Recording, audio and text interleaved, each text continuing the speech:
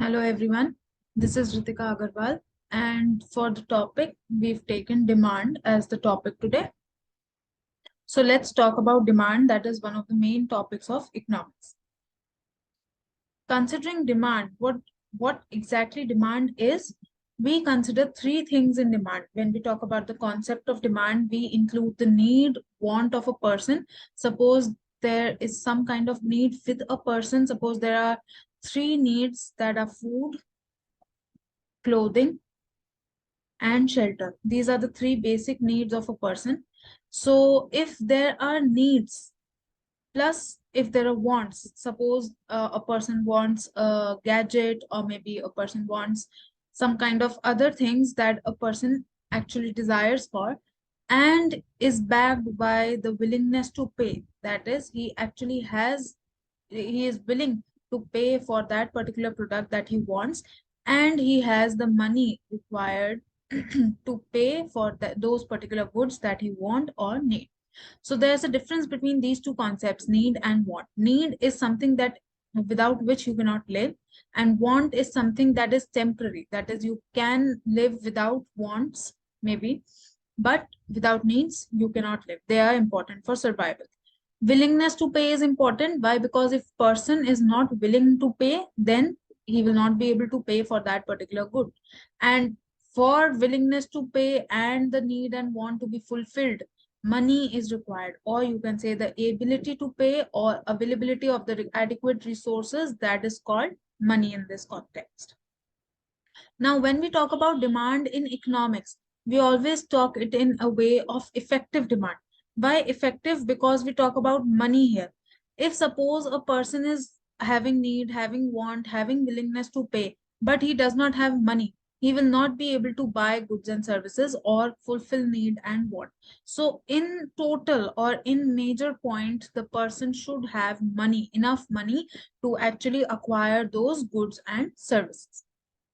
Next we have is the topic that we are concerned with right now, that is demand, has different terminologies that are used in the concept basically and the chapter basically. So we'll talk about the concepts and the terminologies right here. First one is individual demand. So let's see what is individual demand. As the name suggests, it talk about one person only. So whatever the demand of just one person does for a particular good or service, this is called individual demand. So we talk about just one consumer here.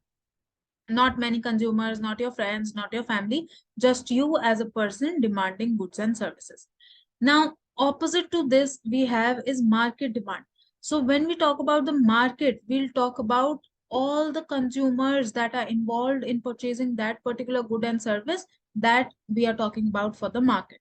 Now, considering market for, let's say, shoes, market for shoes. So if we consider market for shoes, all the people that are attracted towards market for shoes and are purchasing those particular goods or shoes that are present in this market will be considered under market demand. So the summation of all the demands for 1%, 2%, third person will be considered as the market demand for that particular market. Next is quantity demanded. So again, as the name suggests, this is the amount or maybe the number of goods that are purchased or demanded by a person. Suppose if I talk about ice cream. So if a person wants one ice cream, or if a person is buying for all family members, he is demanding a total of 10 ice creams. This is the number or maybe the quantity demanded of ice creams from that particular person, and is also complementary to individual demand. Now, next is demand schedule. So demand schedule here, what does schedule mean? Schedule is a type of table. So it is a table or a schedule that depicts the number of items purchased at each price level. So we'll have a kind of table here that will include price, quantity, and at each price level, what is the quantity purchased by the consumers will be considered under demand schedule. Now we have is demand curve, that is again self-explanatory. That is a curve or a graph maybe that shows price and quantity relationship. So now, if we consider demand, we'll talk about this later, but price and quantity relationship is again one of the main things that is considered under demand curve. And always the demand curve is downward sloping, that we'll talk about later. Next here is substitute goods. So substitute goods as a substitute. If we talk about the literal meaning of the term substitute, it means that one good is replaced with another good. So the classic example of substitute goods in economics is tea and coffee. So if we consider tea and coffee, people who like tea might also like coffee. And if the prices of coffee rise, maybe they will easily shift on to consuming tea. Demand for tea will rise. So this is one of the concept of demand in demand, that is substitute goods. So the goods that can be used in place of other goods. So in place, or we can say replacement of the goods, is called substitute goods. Now, next, coming on to complementary goods is again one of the type of goods that leads to joint demand. Now, what is joint demand here? Joint demand means one good plus one good. That is, these two goods cannot be used single-handedly. Means this individual good cannot be used without using this good. So if I talk about a car, we'll always use it with petrol.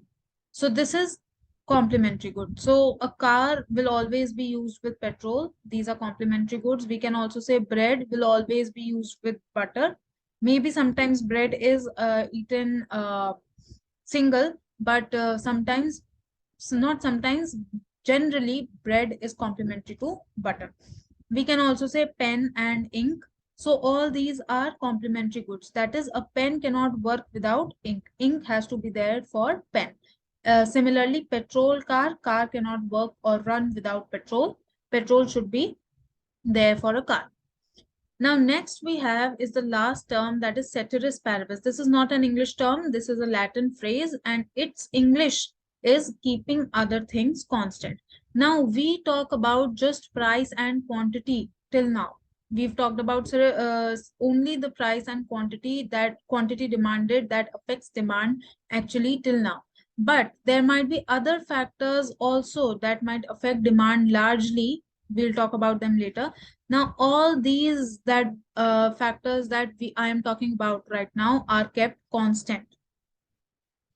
That is, they are not variable. They cannot fluctuate when we talk about the model of price and quantity demanded.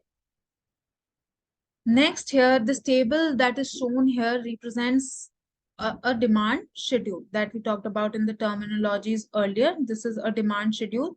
And we'll see the price of ice cream and the quantity demanded of ice cream, prices in cents and quantity demanded in numerals.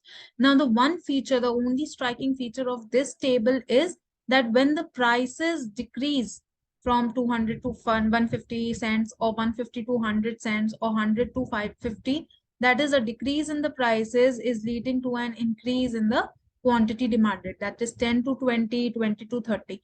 Each decrease in price leads to each increase in quantity demanded. So what does this table interpret actually? That is, an increase in price leads to quantity demanded decrease, or we can say a decrease in the price leads to an increase in the quantity demanded. If we make a graph out of the table that was shown here, this will be something like this. This is the demand curve. Here we take quantity demanded of ice cream always, and here we take price. Now, when we plot the prices and the quantity demanded each level, we'll see that suppose this is price 1, this is quantity 1.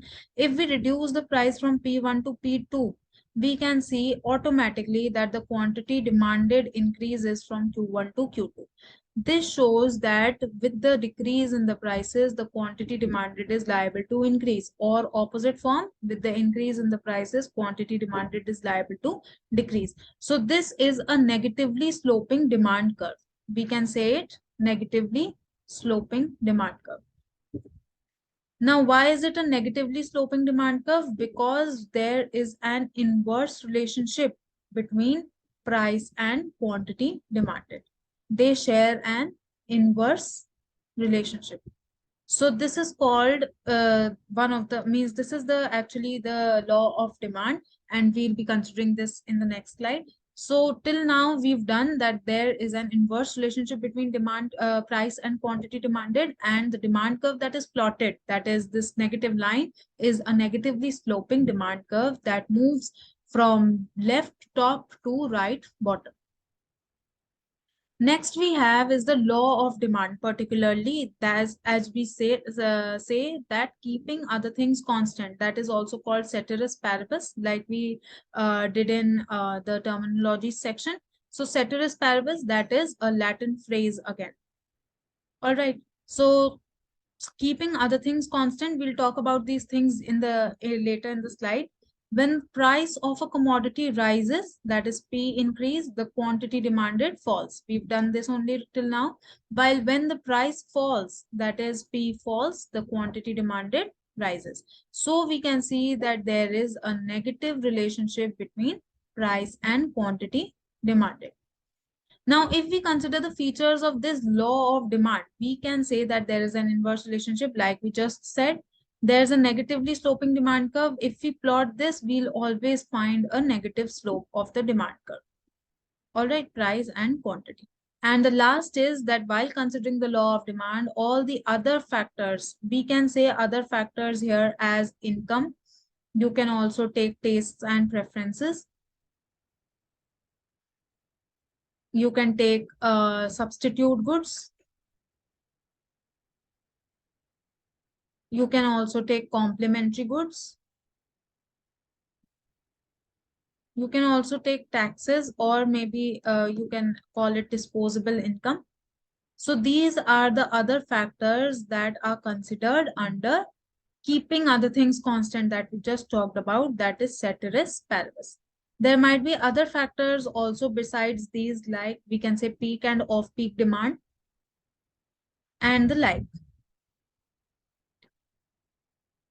We can also include price of related goods. So this is considered as, these all factors are considered as the other factors, or maybe the factors that are kept constant, like under ceteris paribus. So when we talk about the law of demand, ceteris paribus prevails, that is keeping other things constant.